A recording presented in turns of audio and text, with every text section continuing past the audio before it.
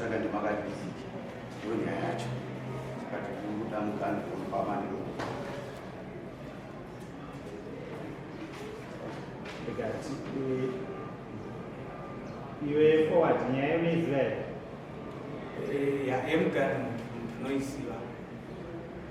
muchidimbu ndingangoti sekuziva kwangu amai vangu nababa vangu vakawana land iyoyo muna 1994 pavaka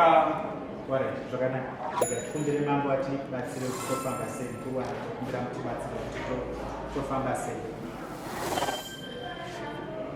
iwe zita watonozani forward money wati nzvimbo yakawanikwa namai wako nababa wako 1994 iwe uri makore mangani? ndine 43 1994 wangori makore mangani? 94 ndandiri mugrade 6 wangori mugrade 6 I think 18 nekuda kwekuti nyaya ndanzwa kuti amai vapenyu mai baba vapenyu baba havasi asi amai vapenyu tine gwaro riri pano riri kutaura kuti mai vari havasungwa zvakanaka rakanyorwa nachiremba amai vari kubatikana nei? vane musana vane musana okay tine tarisiro here kuti vanogona kuzouya vanokwanisa kuuya asi urongwa hwanga hutoriko ndokuti vanofanira kuenda vanofanira kuitwa operation musana wavo vari kuda kuenda kusouth africa rini? takatomumirira kuti tireze mari kungotsvaga mari otherwise mari dzedu dzikaita zvakanaka vanofanira kutokuo okay alright zvakanaka musati maenda kusouth africa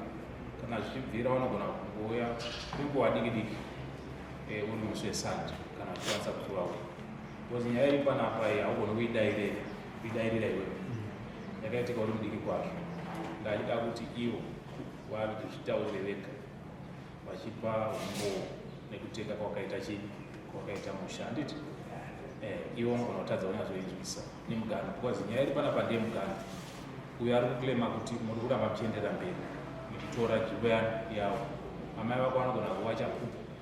kana kutipa first hand information yekuti nzvimbo yakatenga ine maboundaries akasvika pano handiti tichizokonza kutawo nechinyi nevavakidzani kana kuti nemasabhuku akanga aripo nguva iyo saka nyaya iyi inoda kuti ipinde mudare amai varipo handiti haina rimwe dare rayakamboenda here nyaya yakatobhuya panapa yakatomboya mudare muno ine judgment here dare okay zvakanaka ndandichidisa kuti utiitire photocopy yemutombo watakaita pano kuusiya pano then at the same time toda kuti amai kana zvikwanisika handiti iwe unodhiraivha kaita ukava dhiraivha ukangouya hatikuda kuvaremedza nekuda kuorwera pane zvatoda kuvabvunza kwenguva diki diki wobva waita sei zvavo wobva waenda navo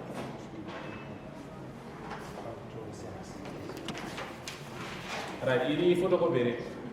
alright saka tizogona kusara naro nejudgment handiti maybe chimwe chandingade kuti dare rizive ndechekuti pane incident yakaitika muna september ava pavakauya vakaisa kepi yadimedimu vakasvokubvisa fenzi yanga iripo vachibva vaisa kunze vachibva vaisa kepi saka isusu takange taendawo kudare kumadistrict court tichisvika yatoti spoliation court yekureva kuti zvoni kana vari kuda right yakaitwa kudare kwamagistrate yakapera sei ichitoripo aisati yatistori pamberi pedare okay